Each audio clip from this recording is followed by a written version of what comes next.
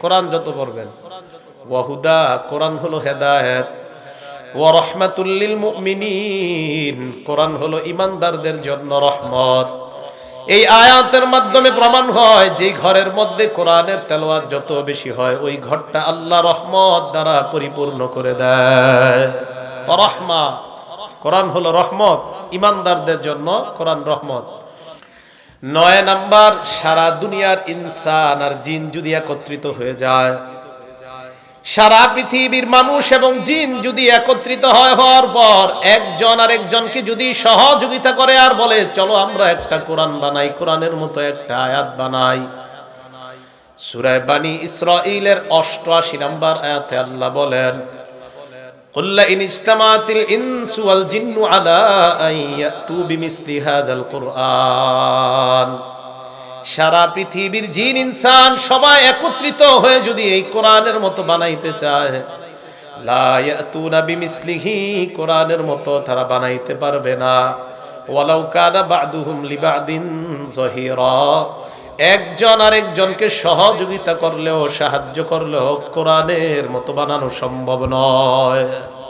এটা কোরআনের একটা চ্যালেঞ্জ কিয়ামত পর্যন্ত। এটা হলো 9 নাম্বার, কোরআনের মতো একটা কোরআন পৃথিবীর কেউ বানাতে পারবে না।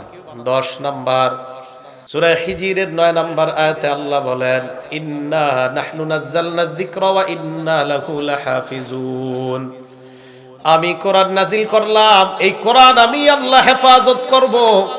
আমি কোরআন হেফাজতের দায়িত্ব নিয়ে নিলাম। সারা পৃথিবীর কোরআনগুলা যদি জ্বালিয়ে দেওয়া হয়, সারা পৃথিবীর কোরআন যদি নস্যাৎ করে দেওয়া হয়, বেঈমানরা যদি চায় কোরআন দুনিয়াতে রাখবে না, কোনো সমস্যা নাই। আমাদের বাংলাদেশের লাখ লাখ হাফেজে কোরআন আছে, সারা দুনিয়ায় হাফেজে কোরআন, এদেরকে দাঁড় করায়া দিবেন, আলহামদু থেকে শুরু করবে মিনাল জিন্নাতি ওয়ান নাস পর্যন্ত তারা শোনায়া দেয় কোরআন। এটা আল্লাহ হেফাজত করবে, এটাই সিস্টেম। এখন এই যে কোরআন আল্লাহ হেফাজত করবে, কোরআনের ব্যাপারে 10টা কথা বললাম। এখন কোরআনের ব্যাপারে 12টা ফজিলতের কথা বলবো, মন দিয়ে ফজিলতগুলো শুনবো। 1 নাম্বার, কোরআন যারা পড়ে নিয়মিত তাদেরকে আল্লাহ প্রতিদান যখন দিবে পরিপূর্ণভাবে প্রতিদান দিবে, এবং তাদের অনুগ্রহ, আল্লাহ তাদের প্রতি অনুগ্রহ দিনের পর দিন বাড়াইতেই থাকবে, বাড়াইতেই থাকবে যারা কোরআন পড়বে। সূরা ফাতির আয়াত নাম্বার 29 এবং 30 নাম্বার আয়াত আল্লাহ বলেন, ইন্নাল্লাযীনা ইয়াতলুনা কিতাবাল্লাহ, নিশ্চয়ই যারা কোরআন তেলাওয়াত করে, ওয়া কামুস সালাতা, যারা সালাত কায়েম করে, ওয়া আনফাকু মিম্মা রাযাকনাহুম সিররাও ওয়া আলানিয়া, আমি তাদেরকে যে নিয়ামত দান করেছি, যে এই সম্পদ আমি মানুষকে দান করেছি, এই সম্পদ থেকে যারা গোপনে প্রকাশ্যে দান করে, ইয়ারজুনা তিজারাতাল লান তাবুর, তারা এমন ব্যবসার আশা করে যেই ব্যবসার লাভ কখনো ধ্বংস হবে না। দুনিয়ার মধ্যে ব্যবসার লাভ আছে, লস আছে।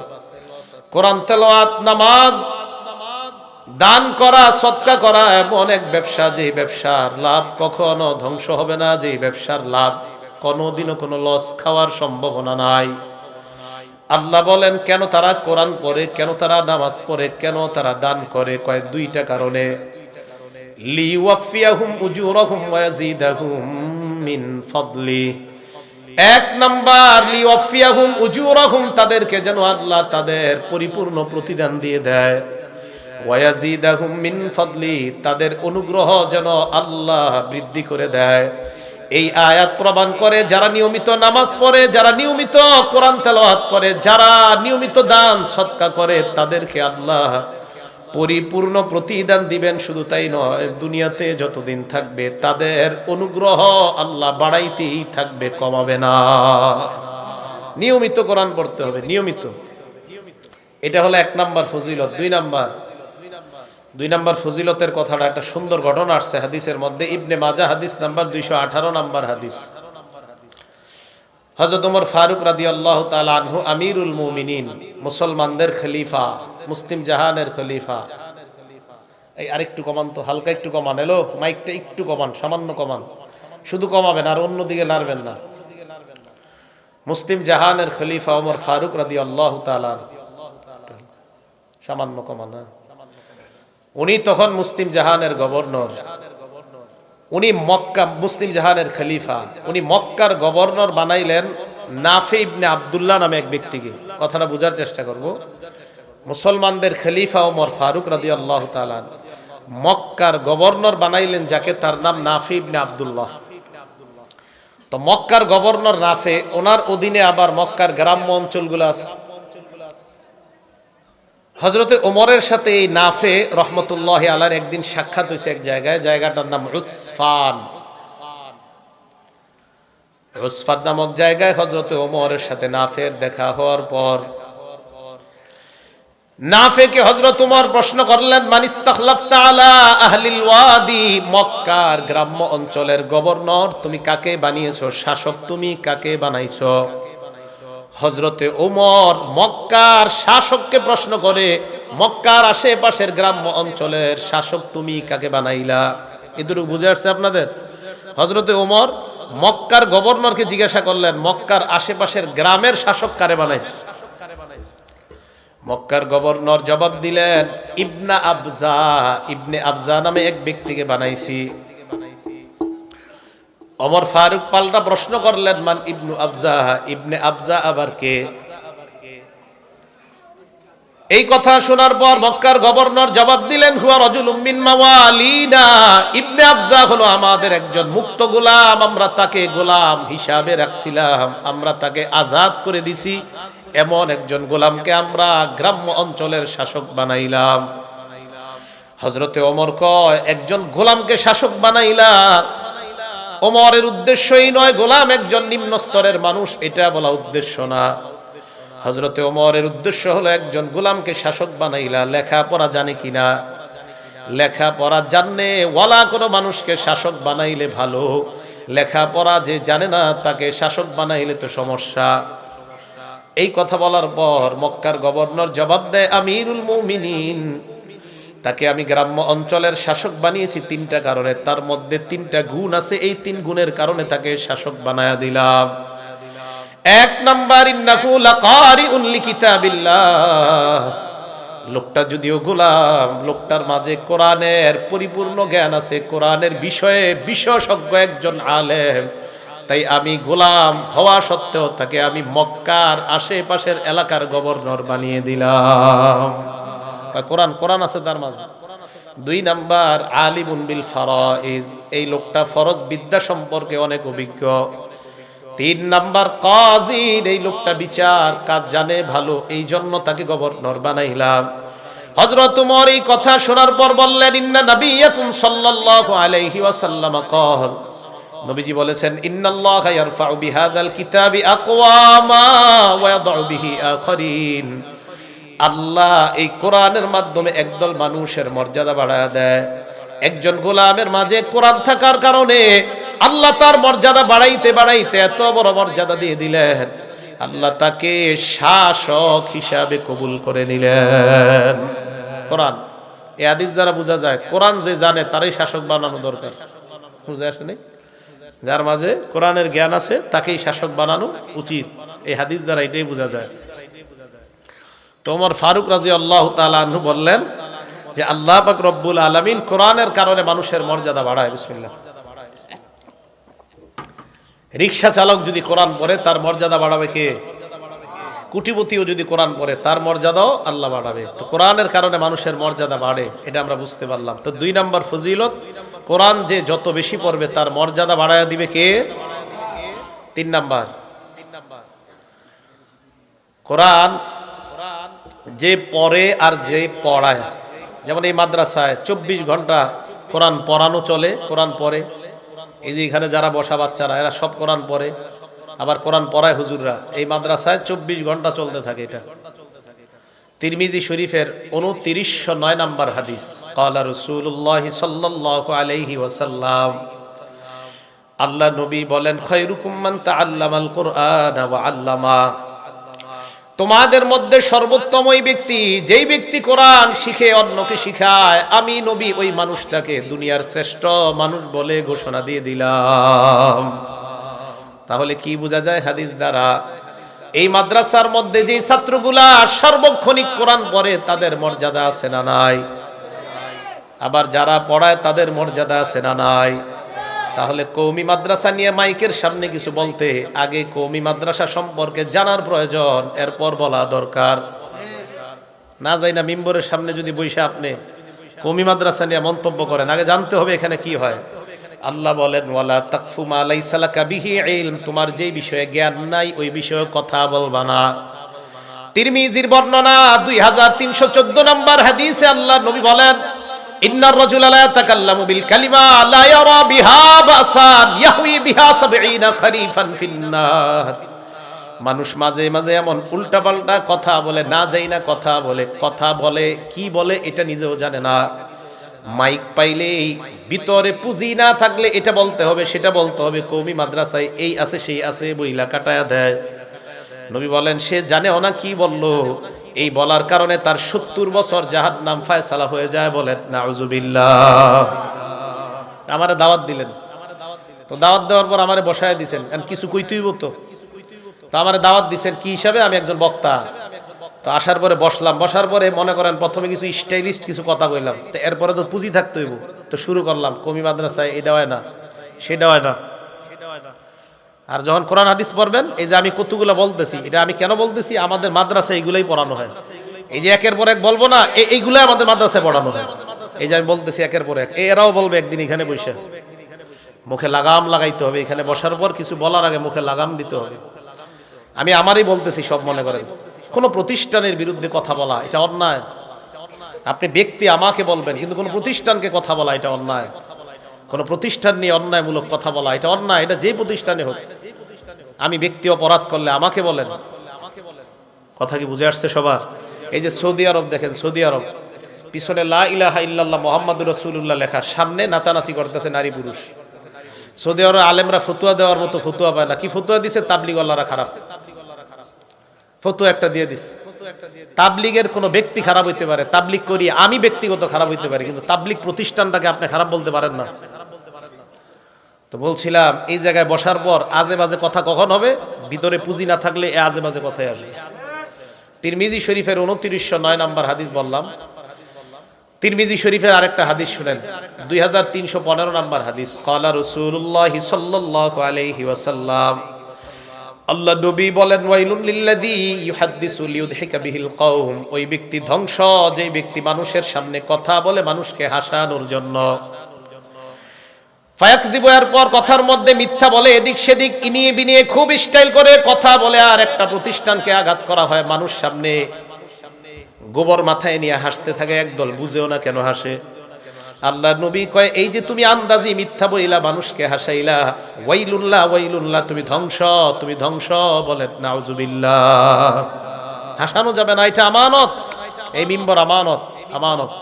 আল্লাহ আমাদের সকলকে, আমরা যারা শ্রোতা আর বক্তা, আমরা যেন কথার লাগাম টেনে কথা বলতে পারি, আল্লাহ তৌফিক দান করেন। তিরমিজি শরীফের 2616 নম্বর হাদিস। ক্বালা রাসূলুল্লাহ সাল্লাল্লাহু আলাইহি ওয়াসাল্লাম, হযরতে মুআজকে আল্লাহ নবী বলেন, মুআজ তোমাকে আমি এই যে বিশাল বড় বয়ান করলাম। নবীজি হযরত মুআজকে এত বড় একটা লম্বা বয়ান করছে, করার পর নবী বললেন, মুআজ তোমার নামাজ ঠিক থাকবে, রোজা ঠিক থাকবে, হজ ঠিক থাকবে, যাকাত ঠিক থাকবে, জিহাদ ঠিক থাকবে, একটা কাজ যদি তুমি করতে পারো। মুআজ কয় কি হুজুর? আল্লাহ নবী এইভাবে বললেন, এই যে জিহ্বাটা ধইরা ঠোঁটটা ধরে বললেন, এটা এটা কুফা আলাইকা লিসানাক, জবান তুমি নিয়ন্ত্রণ করো, মুখ তুমি নিয়ন্ত্রণ করো। এই মুখ যদি নিয়ন্ত্রণ করতে না পারো তোমার কিছুই ঠিক থাকবে না। সাহাবা বললেন, ইন্না লা মুআখাযুনা বিমা নাতাকাল্লাম ইয়া রাসূলুল্লাহ, হুজুর কথার কারণেও কি আমরা জাহান্নামে যাব? আল্লাহ নবী বললেন, হাল ইয়াকুবুন নাসা ফিন্নারি আলা ওয়ুজুহিহিম আও আলা মানাখিরিহিম ইল্লা হাসাইদু আলসিনাতিহিম, বেশিরভাগ মানুষ কথার কারণে তার মাথাটা নিচের দিকে দিয়ে পাগুলা উপরের দিকে দিয়ে হেঁচড়াইতে হেঁচড়াইতে তাকে পায়ের উপরে নয় বরং মাথার উপরে হাঁটাইতে হাঁটাইতে তাকে জাহান্নামে ফেলে দেওয়া হবে। বলেন নাউজুবিল্লাহ। মুখের কারণে, মুখ, এজন্য লাগাম টানতে হবে এখানে বসার পর। কথা বুঝে আসছে ভাই? আল্লাহ আমাদের সকলকে, যারা মাইকের সামনে আলোচনা করে তারা যেন সঠিক কথাগুলাই মানুষকে বলতে পারে, আল্লাহ তৌফিক দান করেন। তো বলছিলাম কোরআনের 3 নাম্বার মর্যাদা, যে কোরআন শিখে আর যারা শিখায় তারা দুনিয়ার শ্রেষ্ঠ। কোরআনের 4 নাম্বার মর্যাদা, এটা ভালো করে শোনেন, বিসমিল্লাহ। তিরমিজি শরীফের 2910 নম্বর হাদিস, খুব ভালো করে শুনেন। ক্বালা রাসূলুল্লাহ সাল্লাল্লাহু আলাইহি ওয়াসাল্লাম, আল্লাহ নবী বলেন, মান ক্বারা হারফাম মিন কিতাবিল্লাহ, কোরআনের একটা অক্ষর যেই ব্যক্তি পড়ে, আমার সাথে বলতে হবে কয় অক্ষর, সবাই বলেন কোরআনের কয় অক্ষর পড়ে, এক অক্ষর কোন ব্যক্তি যদি পড়ে, ফালাহু বিহি হাসানা ওয়াল হাসানাতু বিআশরি আমসালিহা, সাথে সাথে তার আমল নামায় 10টা সওয়াব আল্লাহ লিপিবদ্ধ করে দেয়। মনে করেন আমরা আলহামদুলিল্লাহ সূরা শেষ করলাম, শেষ করার পর আলহামদুলিল্লাহর পরের সূরাটার নাম কি, সূরা বাকারা। সূরা বাকারা শুরু করলাম, আলিফ লাম মিম, এই যে আমরা আলিফ লাম মিম বলে শুরু করলাম, পড়েন তো আমার সাথে আলিফ লাম মিম। আপনারা সাধারণ যারা একটু পড়েন তো আলিফ লাম মিম পড়ছেন তো? সূরা আলী ইমরানের শুরুতেও আলিফ লাম মিম, কোন সূরার শুরুতে হা মিম, কোন সূরার শুরুতে কাফ, কোন সূরার শুরুতে কাফ হা ইয়া আইন সাদ। মুফাসসিরিনে কেরাম লিখছেন আলিফ লাম মিমের অর্থ আল্লাহ ছাড়া কেউ জানে না, কাফ হা ইয়া আইন সাদের অর্থ আল্লাহ ছাড়া কেউ জানে না, কফের অর্থ আল্লাহ ছাড়া কেউ জানে না, নুনের অর্থ আল্লাহ ছাড়া কেউ জানে না। এবার আমার সাথে আপনারা বলবেন, সূরা ফাতিহা শেষ করলাম, করার পর সূরা বাকারা শুরু করলাম, আলিফ লাম মিম, বলেন তো এই আলিফ লামের মিমের অর্থ একমাত্র জানে কে? আমরা জানি। আলিফ লাম মিমের অর্থ কোন মানুষ জানে? তো যেহেতু আমরা জানি না, জালিকাল কিতাব থেকে আমাদের সওয়াব শুরু হবে। কি বলেন? না, আলিফ লাম মিমের তো অর্থ জানি না, তো জালিকা থেকে সওয়াব শুরু হবে। অর্থ না জানলে কি সওয়াব হবে নি? বুঝে নেই না, মাইকের সামনে তো বলা হচ্ছে সওয়াব হবে না, আপনি কইলে হইব নাকি? মাইকে জনগণকে মাইকের সামনে বলে অনেক মানুষ বুঝাচ্ছে, এটা কোনো লাভ নাই অর্থ ছাড়া বইরা। তা আল্লাহ অর্থ ছাড়াই শুরু করলো আলিফ লাম মিম, তাহলে জালিকা থেকে সওয়াব শুরু হওয়া দরকার। আলিফ লাম মিমের সওয়াব কেন হবে? তো অর্থই নাই। তাহলে ওই কথা ঠিক না ভুল? তাহলে আলিফ লাম মিমের অর্থ আছে না নাই? নবী বলেন আলিফ লাম মিম, এই আলিফ একটা অক্ষর, লাম একটা অক্ষর, মিম একটা অক্ষর, যখন তুমি পড়লা সাথে সাথে তোমার আমল নামায় 30টা সওয়াব লিপিবদ্ধ হয়ে যায়। মনের মধ্যে কেউ রাগ নিয়ে আমার কথাগুলো বুঝেন না, মনের মধ্যে রাগ ছাড়া ভালোভাবে কথাগুলো বুঝেন। আলিফ লাম মিম এগুলার অর্থ না, এরপর আল্লাহ সওয়াব দিবে। তাহলে যদি বলি অর্থ ছাড়া পড়লে সওয়াব হবে না, এটা ভুল কথা, এটা অন্যায় কথা। আল্লাহ এই অন্যায় কথা থেকে বেঁচে থাকার তৌফিক দান করেন। এগুলো 4 নাম্বার ফজিলত। 5 নাম্বার ফজিলত, যারা কোরআন পড়ে, ইমানদার যারা কোরআন পড়ে, তাদের দৃষ্টান্ত মিষ্টি কমলার মতো। সুবহানাল্লাহ বলেন, যারা কোরআন পড়ে ইমানদার, তাদের দৃষ্টান্ত কার মতো? টক কমলা না, মিষ্টি কমলা। বুখারী শরীফের 5427 নাম্বার হাদিসের বর্ণনা। ক্বালা রাসূলুল্লাহ সাল্লাল্লাহু আলাইহি ওয়াসাল্লাম, আল্লাহ নবী বলেন, মাসালুল মুমিনিল্লাযী ইয়াকরাউল কুরআন কামাসালিল উতরুজ্জাত, যেই ইমানদার কোরআন পড়ে তার দৃষ্টান্ত হলো মিষ্টি কমলার মতো। কিসের মতো? মিষ্টি কমলা। রিহুহা তাইয়িবুন, যেই কমলার ঘ্রাণ বড় চমৎকার, তা'মুহা তাইয়িবুন, স্বাদও বড় চমৎকার। আরে মুসলমান, নিয়মিত যদি কোরআন পড়েন, আপনি ঈমানওয়ালা আর আপনি ঘ্রাণওয়ালা, একদিকে আপনার ঈমান আরেক দিকে আপনার কোরআন। কোরআন পড়লে এই কারণে আপনার ঘ্রাণ, আর ঈমানের কারণে আপনার স্বাদ। যদি নিয়মিত আপনি কোরআন পড়তে পারেন, আপনি স্বাদওয়ালা এবং ঘ্রাণওয়ালা আল্লাহর কাছে ঈমানদার হয়ে যান। যেই ঈমানদার নিয়মিত কোরআন পড়ে তার দৃষ্টান্ত মিষ্টি কমলার মতো। সুবহানাল্লাহ। ওয়া মাসালুল মুমিনিল্লাযী লা ইয়াকরাউল কুরআন, যেই ঈমানদার কোরআন পড়ে না, তার দৃষ্টান্ত কামাসালিত তামর, খেজুরের মতো। কিসের মতো? খেজুর। বলেন তো, যে ঈমানদার কোরআন পড়ে তার দৃষ্টান্ত মিষ্টি কমলার মতো, আর যে ঈমানদার কোরআন পড়ে না তার দৃষ্টান্ত হলো খেজুরের মতো। কেমন খেজুর? লা রিহা লাহা, যেই খেজুরের কোনো ঘ্রাণ নাই। ওয়া তা'মুহা তাইয়িবুন, তবে তার একটু মিষ্টি আছে। খেজুর মিষ্টি আছে কেন? ওই যে ঈমানদারের ঈমান আছে তাই স্বাদ আছে। কিন্তু ঈমানদার কোরআন না পড়ার কারণে তার কোনো ঘ্রাণ নাই। আর যেই ঈমানদার কোরআন পড়ে তার স্বাদও আছে, ঘ্রাণও আছে। তার দৃষ্টান্ত মিষ্টি কমলার ন্যায়। আর যেই ঈমানদার কোরআন পড়ে না, এই জন্য তার ঘ্রাণ নাই, তবে তার স্বাদ আছে, ওই যে ঈমান আছে। এই বুঝে আসছে সবার? এবার দেখেন, ওয়া মাসালুল মুনাফিকিল্লাযী ইয়াকরাউল কুরআন, কোন মুনাফিক যদি কোরআন পড়ে, কোন মুনাফিক যদি কোরআন পড়ে, তার দৃষ্টান্ত কামাসালির রায়হানা, শস্য ফুলের মতো। শস্য ফুলের ঘ্রাণ আছে, তামুহা মুররুন, তবে তার স্বাদ একদম তিতা। মুনাফিক এই জন্য স্বাদ তিতা, কিন্তু ঘ্রাণ আছে ওই যে কোরআন পড়ে। ওয়ামাসালুল মুনাফিকিল্লাযী লা ইয়াকরাউল কোরআন, যেই মুনাফিক কোরআন পড়ে না, তার দৃষ্টান্ত কামাসালিল হানজালা, মাকাল ফলের মতো। যেই মাকাল ফলের কোনো ঘ্রাণ নাই, ওয়া তামুহা মুররুন, আবার তার স্বাদও একদম তিতা। বুঝে আসছে সবার? তাহলে যেই ইমানদার কোরআন পড়ে, আপনারা বলবেন, আমি আর বলবো না, যেই ইমানদার কোরআন পড়ে তার দৃষ্টান্ত কার মতো? মাশাআল্লাহ। আর যেই ইমানদার কোরআন পড়ে না, তার দৃষ্টান্ত কার মতো? এই তো বুঝে আসছে আপনাদের। আর মুনাফিক কোরআন পড়ে শস্য ফুলের মতো, এটার ঘ্রাণ আছে কিন্তু ওই যে আপনার তিতা তিতা, স্বাদ নাই, কারণ ইমান নাই। আর যে মুনাফিক কোরআন পড়ে না, এটা হলো মাকাল ফলের মতো, এটা স্বাদও নাই, এটা ঘ্রাণও নাই, এটা তিতা, মজাই নাই এটা। আল্লাহ আমাদের সকলকে 1 নাম্বার ইমানদার হওয়ার তৌফিক দান করেন। নিয়মিত কোরআন পড়ব তো ইনশাআল্লাহ, করেন সবাই। হাফেজ সাহেব যারা মাদ্রাসা থেকে ফারেগ হবেন, পারলে ডেলি, মাওলানা অবস্থায় তো মাওলানা হওয়ার আগে সম্ভব না, মাওলানা হওয়ার আগে অন্তত 3 পারা ডেলি, মাওলানা হওয়ার পরে ডেলি আপনারা যেভাবে পড়বেন, প্রথম দিন পড়তে হবে সূরা ফাতিহা থেকে সূরা মায়েদা পর্যন্ত হাফেজ সাহেবরা মাওলানা হওয়ার পরে, দ্বিতীয় দিন সূরা মাইদা থেকে সূরা ইউনুস পর্যন্ত, তৃতীয় দিন সূরা ইউনুস থেকে সূরা বানি ইসরাইল পর্যন্ত, চতুর্থ দিন সূরা বানি ইসরাইল থেকে সূরা শুআরা পর্যন্ত, পঞ্চম দিন সূরা শুআরা থেকে সূরা আস-সাফফাত পর্যন্ত, ষষ্ঠ দিন সূরা আস-সাফফাত থেকে সূরা কফ পর্যন্ত, সপ্তম দিন সূরা কফ থেকে সূরা নাস পর্যন্ত। ফামি বিশাউকিন, এই হলো শর্ট অক্ষর। ফা মিম, ফা দিয়ে সূরা ফাতিহা, মিমে সূরা মায়েদা, ইয়া সূরা ইউনুস, বিশাউকিন বায়ে সূরা বানি ইসরাইল, শিরে সূরা শুআরা, শাউকিন কফে শাও ওয়াও ওয়াও ওয়াও আস-সাফফাত, কফে সূরা কফ, আর শেষে তো সূরা নাস পর্যন্ত। এটা হলো হাফেজ সাহেবরা মাওলানা হওয়ার পরে। সাধারণ পাবলিকরা যদি পারেন তা তো অনেক ভালো, ডেলি যদি আপনি পারেন এরকম প্রথম দিন সূরা মায়েদা, এটা হলো 7 মঞ্জিলে কোরআন খতম। কয় মঞ্জিলে? মুফতি ফজলুল হক আমিন সাহেবের নাম শুনছেন সবাই? মরার আগ পর্যন্ত এই 7 দিনে 1 খতম কোরআন শরীফ পড়তেন। 69 বছর বয়সে মারা গেছে, এই মরার আগ পর্যন্ত এইভাবে 7 মঞ্জিলে খতম করতেন। ওনার ব্যাপারে আসছে যে ওনার মতো এত কিতাব মোতালা করার মতো মানুষ বাংলাদেশে আছে কিনা, উলামায়ে কেরামে একমত। এই লোকটাও 7 দিনে 1 খতম কোরআন শরীফ পড়ে। আর ওনার মাওয়াইজে মুজাহিদি মিল্লাতের মধ্যে আসছে ওনার ব্যাপারে, জেলখানায় 4.5 মাসে ডেলি 1 খতম কোরআন শরীফ পড়ছে।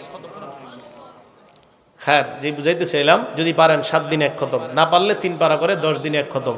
আর মুসলমান আমরা যারা সাধারণ আছি, 40 দিনে 1 খতম কোরআন পড়া উচিত সব মুসলমানের। নিম্নে 40 দিনে 1 খতম কোরআন শরীফ পড়া উচিত সব মুসলমানের। ঘরে কতদিন যে কোরআন পড়েন না অনেকের জানাও নাই। আল্লাহ আমাদের সকলকে প্রতিনিয়ত কোরআন পড়ার তৌফিক দান করেন। কোরআনের 5 নাম্বার ফজিলত বললাম, কোরআনের 6 নাম্বার ফজিলত, আমরা যখন কোরআন পড়ব, কোরআন পড়ার সময় মনে করব আল্লাহ তো আমার তেলাওয়াত শুনে।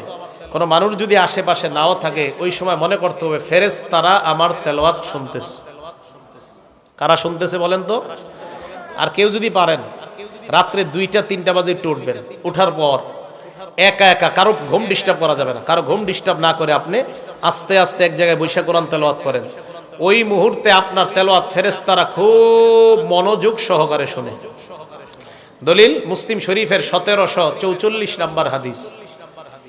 এর এক সাহাবা নাম উসাইদ ইবনে হুজাইর রাদিয়াল্লাহু তাআলা, উনি ওনার ঘোড়ার আস্তাবলের মধ্যে কোরআন তেলাওয়াত শুরু করলেন। ঘোড়া রাখে যেই ঘরের মধ্যে, এটাকে ঘোড়ার আস্তাবল বলা হয়, আস্তাবলের মধ্যে উনি কোরআন তেলাওয়াত শুরু করলেন।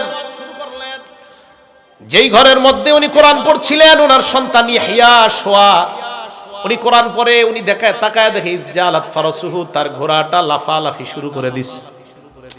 কি ব্যাপার, ঘোড়া কেন লাফায়? উনি পড়া বন্ধ করে দেয়, ঘোড়া আর লাফায় না। উনি বলেন ফাকরা সুম্মা জালাত উখরা, আবার পরে আবার ঘোড়া লাফায়, আবার পড়া বন্ধ করে দেয়, ঘোড়া আর লাফায় না। ফাকরা সুম্মা জালাত আইজো, আবার কোরআন পড়ে, আবার ঘোড়া লাফালাফি শুরু করে দেয়। উনি বলেন এক পর্যায়ে আমি কোরআন পড়া বন্ধ করে দিলাম, এই চিন্তায় আমার সন্তানটাকে না জানি ঘোড়া লাফাইতে লাফাইতে তার উপর পড়লে আমার সন্তানটা মারা যেতে পারে। কোরআন পড়া বন্ধ করলাম, আমি ঘোড়ার কাছে গেলাম, যাওয়ার পর উপরের দিকে তাকাইলাম, তাকায় দেখলাম আমার মাথার উপর মিসলুজুল্লাহ একটা ছায়া।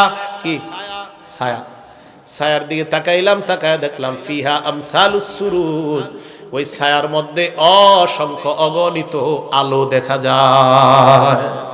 আলো আলো, এটা কোনো গল্প নয়, এটা মুসলিম শরীফের হাদিস, 1744 নম্বর হাদিস। হাদিসগুলা মিলবে যদি মোট হাদিস সংখ্যা হয় 7453 মুসলিম শরীফের। আমাদের কবি মাদ্রাসার যে নুসখা এগুলাতে হবে 3033টা বেলা তাকরার, মাত তাকরার হাদিস সংখ্যা হবে 7453টা। এটা বুঝছে ওলামায়ে কেরাম, সাধারণরা বোঝা দরকার নাই। তো রাসূল করিম সাল্লাল্লাহু আলাইহি সাল্লামের সাহাবা বলেন, আমি দেখলাম আমার মাথার উপর এইভাবে অনেকগুলা আলো, আরো জাতফিল জাওয়ি, আমি তাকায় দেখলাম এই আলোগুলা আস্তে আস্তে উপরের দিকে উঠে যায়। আলো এক পর্যায়ে আমি দেখলাম শূন্যের মধ্যে গিয়ে হারিয়ে যায় মেঘের মধ্যে। সকালবেলা আল্লাহ নবীর কাছে এসে বললাম, ইয়া রাসূলুল্লাহ, ইয়া হাবিবাল্লাহ। রাতের বেলা আমি কোরআন পড়া শুরু করলাম, আমার ঘোড়া লাফানো শুরু করছে। কোরআন পড়া থামায় দেই, আমার ঘোড়াও থেমে যায়, আবার পড়ি, আবার ঘোড়া লাফায়, আবার থেমে যায়, আবার ঘোড়ার লাফানো বন্ধ হয়ে যায়, আবার আমি লাফাই, আবার আমি পড়ি, আবার ঘোড়া লাফায়। এক পর্যায়ে আমি থেমে গেলাম, ইয়া রাসূলুল্লাহ। হঠাৎ আমি তাকায় দেখলাম উপরে একটা আলো, অনেকগুলা আলো উপরের দিকে চলে যায়, কিছুই বুঝতে পারি নাই। আল্লাহ নবী জবাব দিলেন, উসাইদ, তুমি যদি আরো পড়তে থাকতা, আহারে কতই না ভালো হইতো, কেন পড়লা না? কয়, হুজুর, আমার ছেলেটাকে ঘোড়া লাফাইতে লাফাইতে মেরে ফেলতে পারে, এই টেনশনে আর আমি পড়ি নাই। আল্লাহ নবী কয়, তোমার পড়া এত সুন্দর হইতেছিল, রাতের বেলা এত আবেগ নিয়ে তুমি আর এত মুহাব্বত নিয়ে পড়তেছিলা, যে আলোগুলা দেখলা এগুলা কোনো আলো নয়, তিলকাল মালাইকা, এইগুলা হলো আল্লাহর হাজার হাজার ফেরেশতা। এরা তোমার কোরআন তেলাওয়াত মনোযোগ সহকারে শুনতেছিল। হাদিসে তাসতামিউ শব্দ আছে, মনোযোগ সহকারে কান লাগায় শুনতেছিল। তো আপনারা কেউ যদি পারেন রাত্রে এরকম 2টা-3টার দিকে খুব মনোযোগ সহকারে কোরআন পড়া, এই আমলটা যদি পারেন করেন, আল্লাহ তৌফিক দান করেন। নবীজি পরে কি কয় দেখেন, লাউ করাতাল আসবাহতা, তুমি যদি সকাল পর্যন্ত পড়তে পারতা। হুজুর, সকাল পর্যন্ত পড়লে কি হইতো? আল্লাহ নবী বলেন, তুমি যদি ফজর পর্যন্ত পড়তা, ফজরের নামাজের সময় তোমার বাসার সামনে দিয়ে যেই মুসল্লিরা হেঁটে হেঁটে মসজিদে ফজরের নামাজ পড়ার জন্য রওনা করত, ওই মুসল্লিরা তোমার বাসার সামনে আল্লাহর ফেরেশতাদেরকে সরাসরি দেখতে পাইতো। তুমি ফজর তুমি না থামলে এই ফেরেশতারা আর যাইতোই না। বলছে, লাউ করাতাল আসবাহতা হাত্তা ইয়ারাহান নাস মা তাস্তাতিরু মিনহুম, মানুষ সরাসরি দেখতে পারতো, তারা গোপন হইতে পারতো না, তুমি যদি সকাল পর্যন্ত ফজর পড়তা। তাহলে বলেন তো, আমাদের তেলাওয়াত আমরা একা একা করলে মানুষ না শুনলেও কে শুনে? আল্লাহ তো শুনেই, ফেরেশতারাও শুনে। আল্লাহ আমল করার তৌফিক দান করেন। 7 নাম্বার আজীব এক মর্যাদা শুনেন কোরআন তেলাওয়াতের। বুখারী শরীফের 1343 নাম্বার হাদিস, কানা রাসূলুল্লাহ সাল্লাল্লাহু আলাইহি ওয়াসাল্লাম ইয়াজমাউ বাইনা রাজুলাইনি মিন কতলা উহুদিন, উহুদের যুদ্ধে যে 70 জন সাহাবা শহীদ হয়ে যায়, এই 70 জন সাহাবার মধ্যে আল্লাহর নবী 2 জনকে একটা কাফনের কাপড়ের মধ্যে ঢুকাইতেন। 70 জনের মধ্যে যারা শহীদ হয়ে গেছে আর কি, 2 জনকে এক কাফনের কাপড়ের মধ্যে রাখতেন নবীজি। কাফনের কাপড়ের মধ্যে রাখার পর আল্লাহ নবী যখন কবরের মধ্যে রাখবেন, ওই সময় নবী সাহাবাদেরকে প্রশ্ন করতেন, আইয়ুহুম আকসারু আখজান লিল কোরআন, এই 2 জনকে যে আমি কাফনের কাপড়ের মধ্যে পেঁচাইলাম, তাদের 2 জনের মধ্যে কোরআন জানে বেশি কে? বলেন সুবহানাল্লাহ। দুজন শহীদ, নবীজি কয় এই 2 জনের মধ্যে কোরআন বেশি জানে কে? আপনারা বিশ্বাস করেন, এই হাদিসটা যখন আমি পড়ি অনেকক্ষণ থেমে থাকি যে কি বলে এই জায়গায়।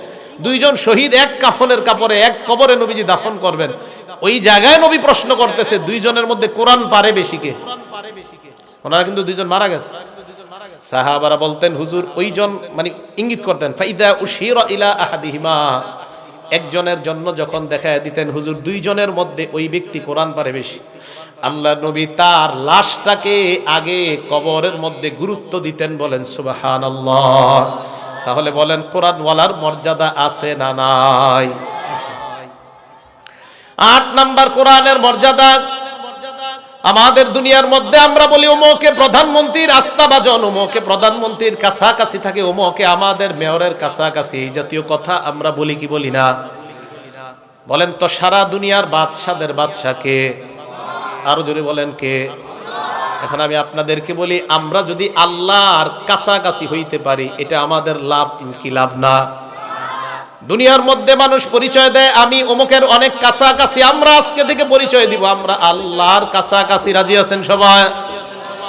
ইবনে মাজার 215 নম্বর হাদিসের বর্ণনা, আল্লাহর নবী বলেন ইন্না লিল্লাহি আহলিনা মিনান নাস, আল্লাহর নবী বলেন মানুষের মধ্যে কিছু মানুষ আছে এমন যারা আল্লাহর পরিবারভুক্ত।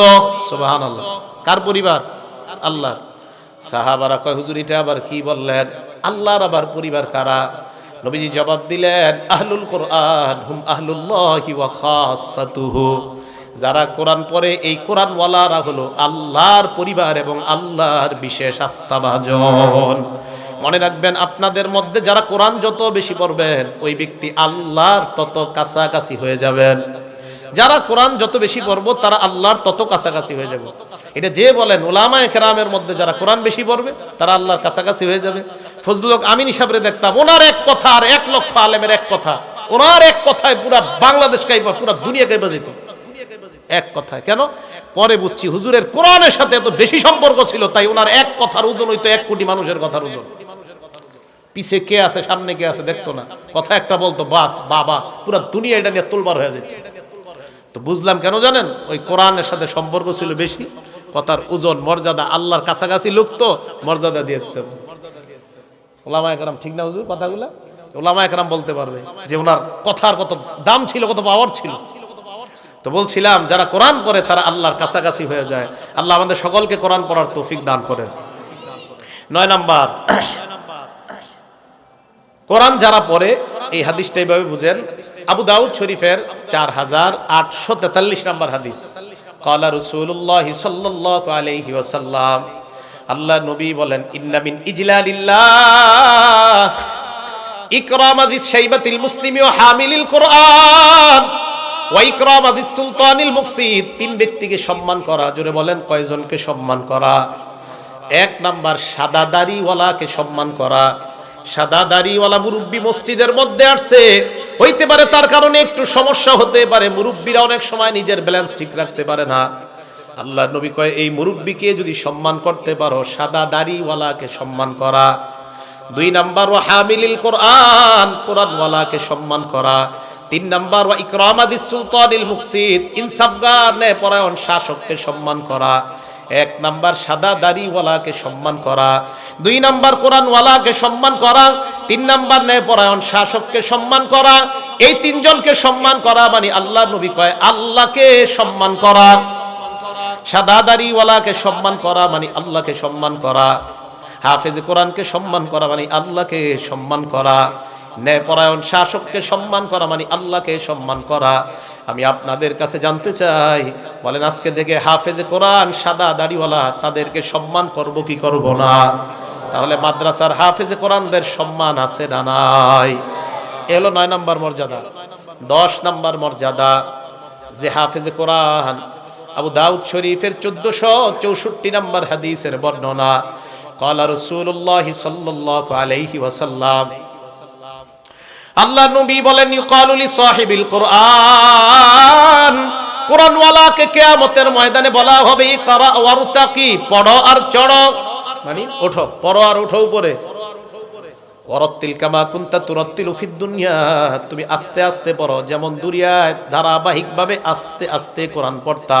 কোরআন আস্তে আস্তে পড়বে না, কোরআন পড়তে পড়তে কিছু আশ্চর্য জায়গায় যাবেন, যাওয়ার পর থামবেন, চিন্তা করবেন। আব্দুল্লাহ ইবনে আব্বাস এবং আব্দুল্লাহ ইবনে মাসউদ বলেন এই তোমরা কোরআনের যেসব আশ্চর্য জায়গা ওইসব জায়গায় তোমরা থেমে যাও। তিফু মিন আজাইবিহি ওয়া হাররিকু বিহিল কুলুবা, কোরআনের আশ্চর্য জায়গাগুলোতে তোমরা থেমে যাও আর এইগুলা দিয়ে তোমরা অন্তরকে একটু নাড়াচাড়া করাও। আল্লাহ এখানে জাহান্নামের কথা কেন বললেন এগুলো একটু ভাবো। তো বলছিলাম নবীজি সাল্লাল্লাহু আলাইহি সাল্লাম বলেন কিয়ামতের ময়দানে হাফেজে কোরআনকে আল্লাহ বলবে তুমি পড়ো আর উপরে ওঠো। ফা ইন্না মানজিলাকা ইনদা আখিরি আয়াতিন তাকরাউহা, তুমি ওই পরিমাণ পর্যন্ত উঠতে থাকো, তোমার শেষ সীমানা হলো কোরআনের শেষ আয়াত, যেখানে গিয়ে তুমি পড়া শেষ করবা ওটাই হবে তোমার সর্বোচ্চ আসন। বলেন সুবহানাল্লাহ। পড়তে পড়তে শেষ আয়াত হাফেজে কোরআন আলহামদুলিল্লাহ বলে শুরু করবে, মিনাল জিন্নাতি ওয়ান নাস পর্যন্ত গিয়ে থামবে, এটাই হবে তার সর্বশ্রেষ্ঠ মর্যাদা। বলি সুবহানাল্লাহ। তাহলে বলেন তো হাফেজে কোরআনের মর্যাদা কয় হাজার তালা? 6000। 6666 আর কত কইবেন 6236 কত 6236 আয়াত, এটাই কোরআনের মূল আয়াত সংখ্যা, সঠিক সংখ্যা। হ্যাঁ 6236 66 আর কইেন না, 6666 দুর্বল বর্ণনা, সহি বর্ণনা 6236 এটাই সহি বর্ণনা। হ্যাঁ তো কোরআনের আয়াত সংখ্যা 6236, এটা কিন্তু সঠিক আয়াত সংখ্যা। যাই হোক, এরপর আপনারা গুইনা নিয়েন, আজকে গুইনেন, দেখবেন 6236টাই হবে। তো বলছিলাম হাফেজে কোরআনকে বলা হবে তুমি পড়ো, পড়তে পড়তে পড়তে পড়তে তুমি শেষ পর্যন্ত গিয়ে থেমে যাও। তো হাফেজে কোরআন মিনাল জিন্নাতি ওয়ান নাস পড়বে, সেখানেই হবে তার সর্বশ্রেষ্ঠ মর্যাদা। আল্লাহ আমাদেরকে হাফেজে কোরআনদেরকে মর্যাদা দেওয়ার তৌফিক দান করেন। 11 নম্বর মর্যাদা, ইন্নাল কোরআন ইয়ালকা সাহিবাহু ইয়াউমাল কিয়ামা। হাফেজে কোরআনের 11 নম্বর মর্যাদা, মুসনাদে আহমদ নামে একটা কিতাব, হাদিস নাম্বার 22950 নম্বর হাদিসের বর্ণনা। আল্লাহ নবী বলেন, ইন্নাল কোরআন ইয়ালকা সাহিবাহু ইয়াউমাল কিয়ামা।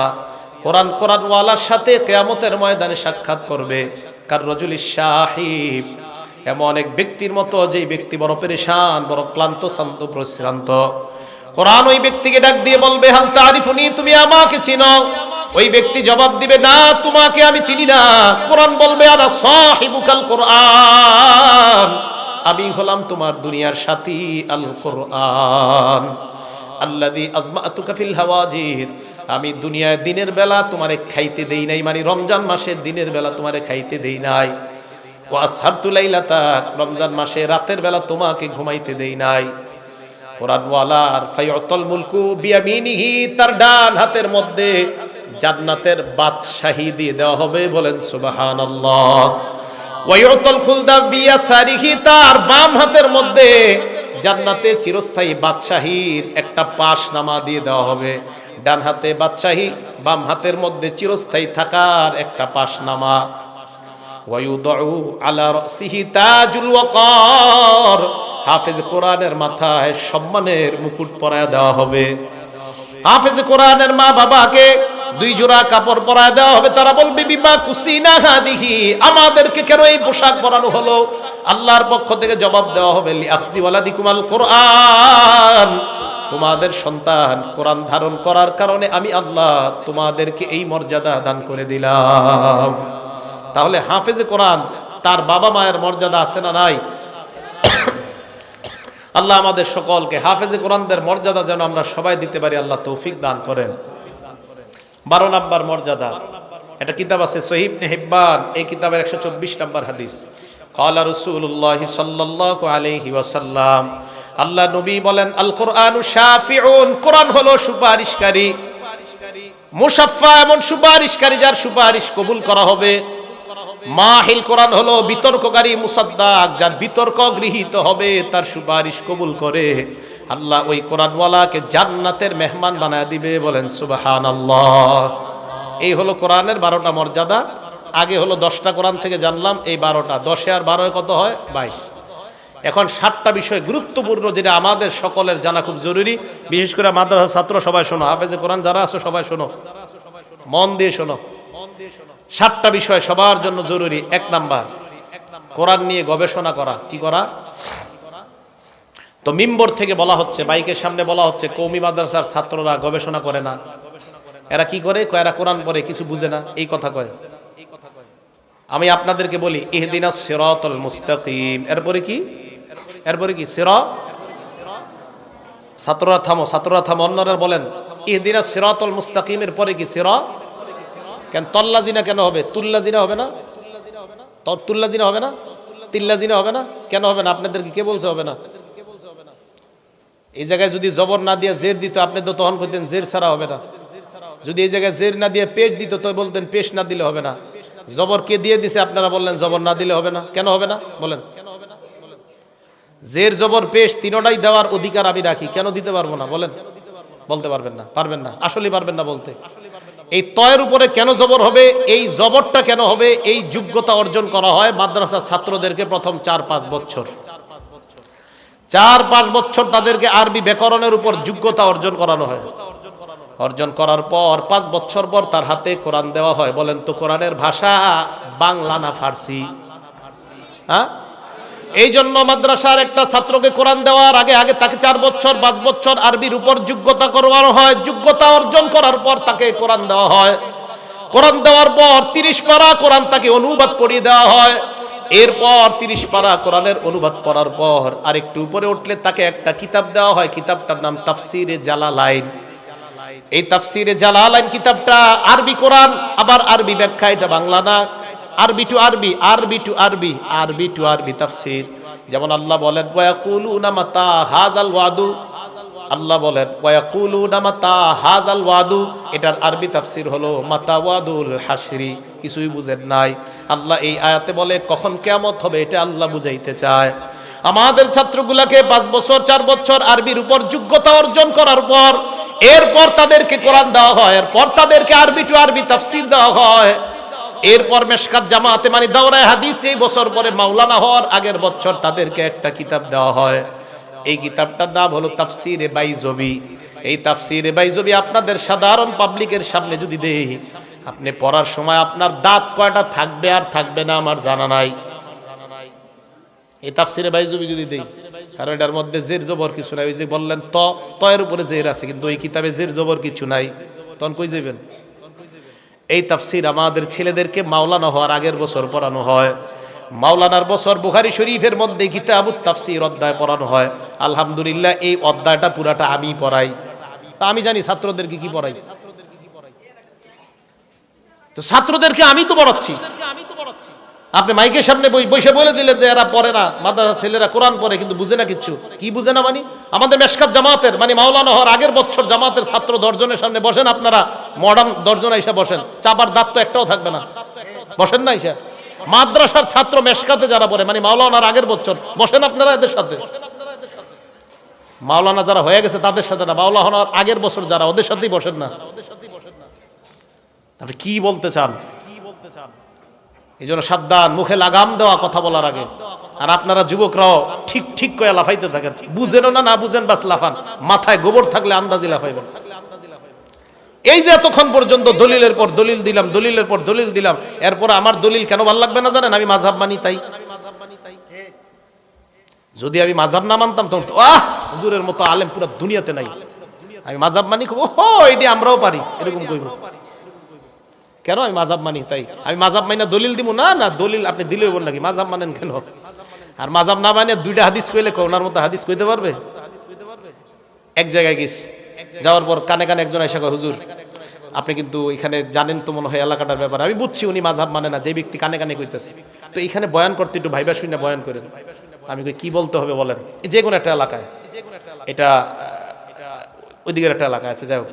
তো আমার বলতেছে আপনি এই জায়গায় আপনার আগে যারা বয়ান করেছে শুনেছেন তো? আমি কই হ্যাঁ আমি সবারটা শুনি নাই, এশার নামাজ এসে পড়ছি, এশার পরে একজনের আলোচনা শুনছি। বুঝছেন তো কি পরিমাণ কোরআন হাদিস কইছে?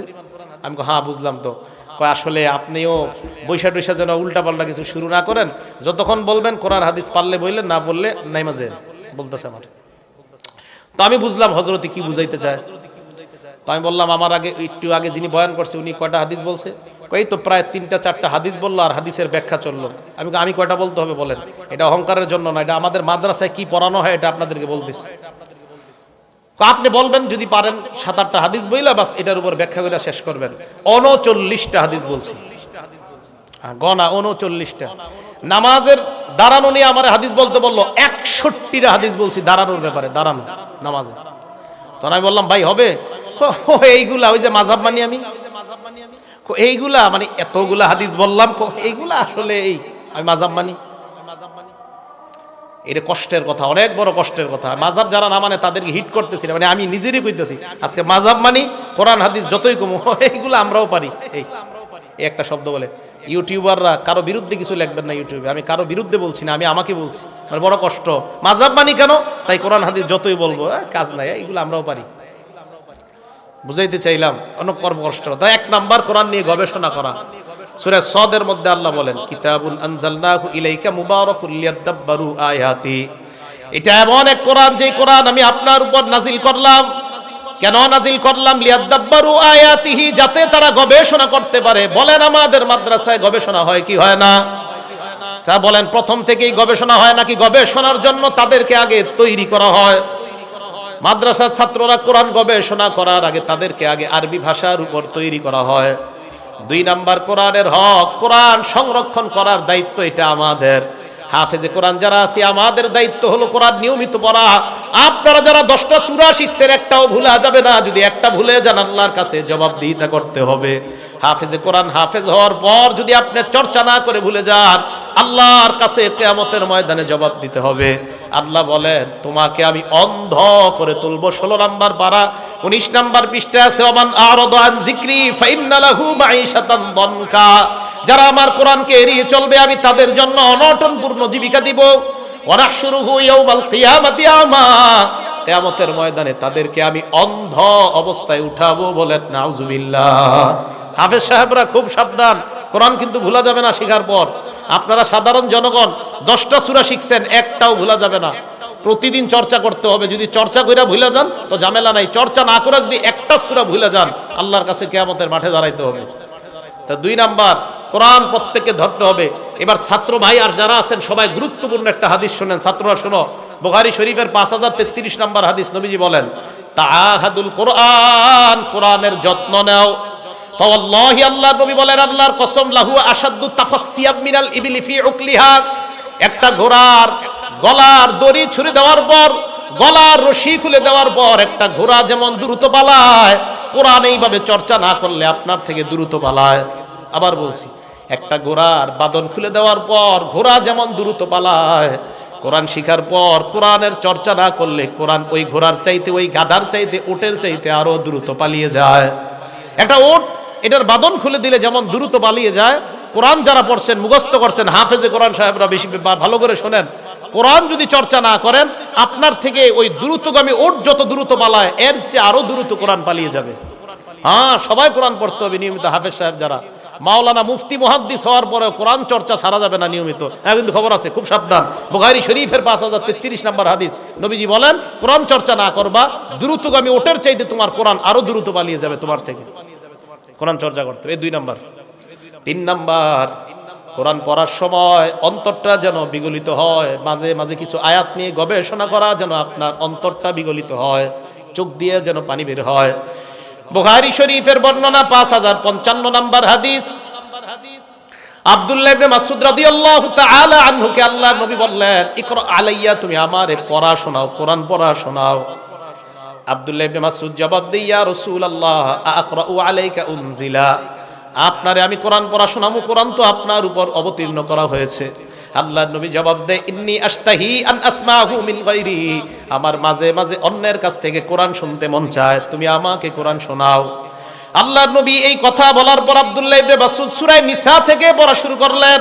পড়তে পড়তে যখন 41 নাম্বার আয়াতে গেলেন, কয় নাম্বার আয়াত? 41 আয়াতে যাওয়ার পর আল্লাহর নবী আব্দুল্লাহ ইবনে মাসউদকে বলেন থামো, এই থামো। তো থামছে, ঘটনা কি, কেন থামাইলেন নবী? এই আয়াতে আল্লাহ বলেন ফাকাইফা ইযা জিনা মিন কুল্লি উম্মাতিন বিশাহিদ, সেদিন কেমন অবস্থা হবে যেদিন আমি প্রত্যেকটা উম্মত থেকে একজন সাক্ষী বের করব, সেদিন কি অবস্থা হবে অপরাধীদের অবস্থা। আমাদের নবী উম্মতের চিন্তা করে ওই জায়গায় আব্দুল্লাহ ইবনে মাসউদকে থামায়া দিলেন, ইবনে মাসউদ তুমি থামো। আব্দুল্লাহ ইবনে মাসউদ বলেন নবীর চোখগুলোর দিকে আমি তাকাইলাম, তাকায়া দেখলাম আইনাহু তাজরিফান, নবীর চোখ থেকে উম্মতের মায়ায় পানি পড়তেছে। আহারে কি অবস্থা হবে কিয়ামতের মাঠে উম্মতের। নবী বললেন থামো, থামে গেছে। সেজন্য উলামায়ে কেরাম যারা ওনারা পড়ার সময় যদি এইসব জায়গায় অটোমেটিক চোখের পানি আসে জায়েজ আছে, ইচ্ছা করে জোরে জোরে কান্না করা মাকরু হবে। তো এইভাবে যদি আপনার কোরআনের কোনো আশ্চর্য জায়গায় চোখের পানি এসে যায়, জাহান্নামের কথা শুই না চোখের পানি আসা অটোমেটিক, এটা জায়েজ আছে। অটোমেটিক চোখের পানি আসা এটা জায়েজ আছে, এটা হাদিস দ্বারা প্রমাণিত। নাসাই শরীফের 1214 নম্বর হাদিস। এই হাদিসের বর্ণনায় মুতাররিফ তার বাবা থেকে বলেন আমি নবীজির কাছে গেলাম, যাওয়ার পরে নবীজিকে দেখলাম এক জায়গায় নামাজ পড়তেছে। নামাজ পড়ার সময় দেখলাম ওয়ালি জাওফিহি আজিজুন কাজিজিল মিরজাল, আল্লাহ নবীর পেট থেকে ভাতের মারের মতো বুটবুট করে আওয়াজ আসতেছে। চিন্তা করলাম কিসের আওয়াজ, কাছে গিয়ে দেখি নবীজি কাঁদতেছে, কোরআন পড়তেছে, কাঁদতেছে, ওই ভিতর থেকে একটা আওয়াজ বের হইতেছে। নবীজিরে দেখলাম কোরআন পড়া অবস্থায় অটোমেটিক তার চোখ দিয়ে পানি পড়ে। তো বুঝাইতে চাইলাম অটোমেটিক চোখ দিয়ে পানি আসা এটা জায়েজ আছে। ইচ্ছা করে কান্নাকাটি নামাজের মধ্যে করা এটা কিন্তু আবার ঠিক না। আপনি জোরে জোরে ইচ্ছা করে কাঁদলেন এটা ঠিক না। অটোমেটিক নামাজে চোখের পানি এটা জায়েজ আছে। আল্লাহ আমাদেরকে কোরআন পড়া অবস্থায় অন্তর লাগিয়ে যেন কোরআন পড়তে পারে আল্লাহ তৌফিক দান করেন। বিসমিল্লাহ। 4 নাম্বার কোরআন মাঝে মাঝে অন্যকে শোনানো, হাফেজরা শোনায় দাওর করে, যেটা কয়।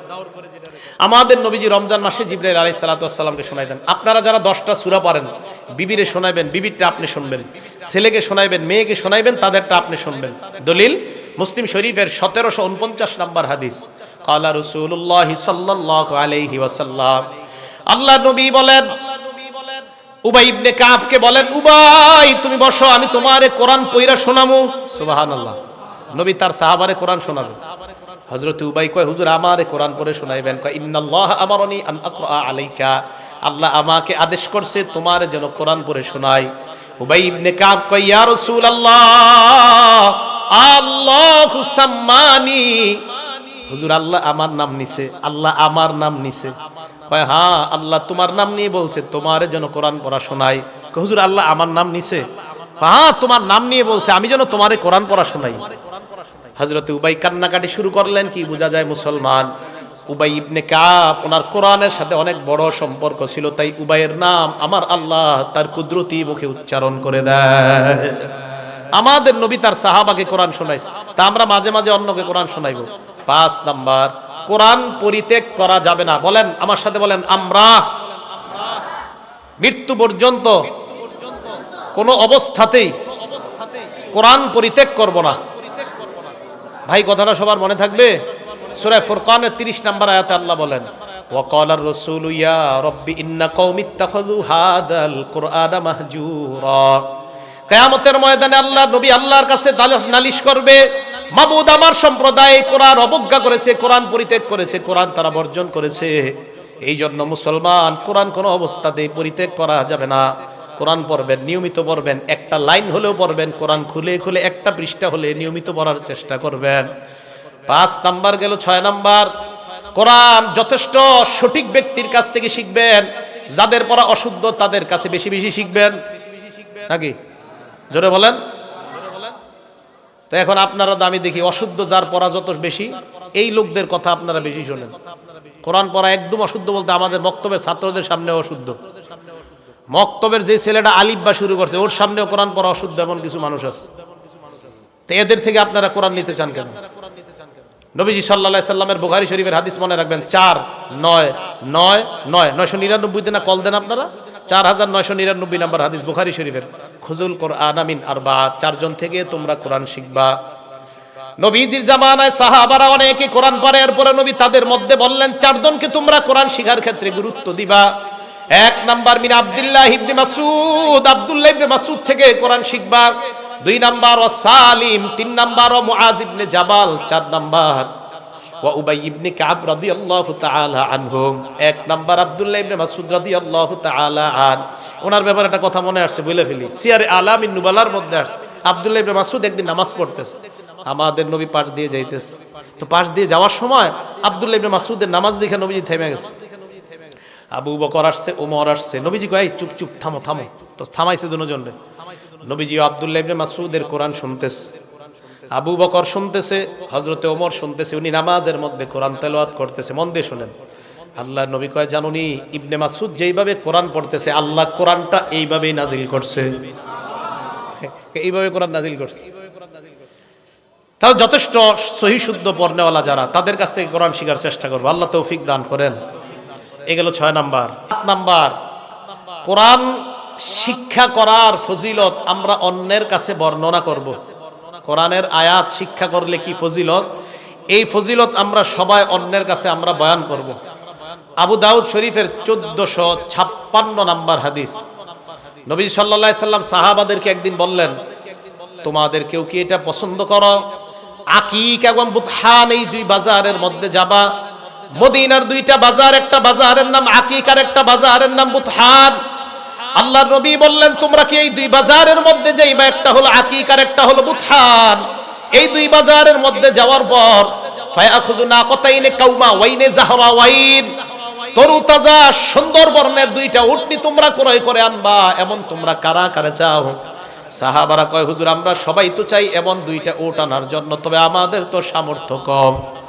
এই কথা বলার পর আল্লাহর নবী বললেন তোমরা এক কাজ করবা, মসজিদের মধ্যে যাইবা, যাওয়ার পর ফায়াতাল্লামু আয়াতানি মিন আয়াতিল্লাহ, আয়াতাইনি মিন আয়াতিল্লাহ, কোরআনের দুইটা আয়াত তোমরা শিক্ষা করবা। কয়াত?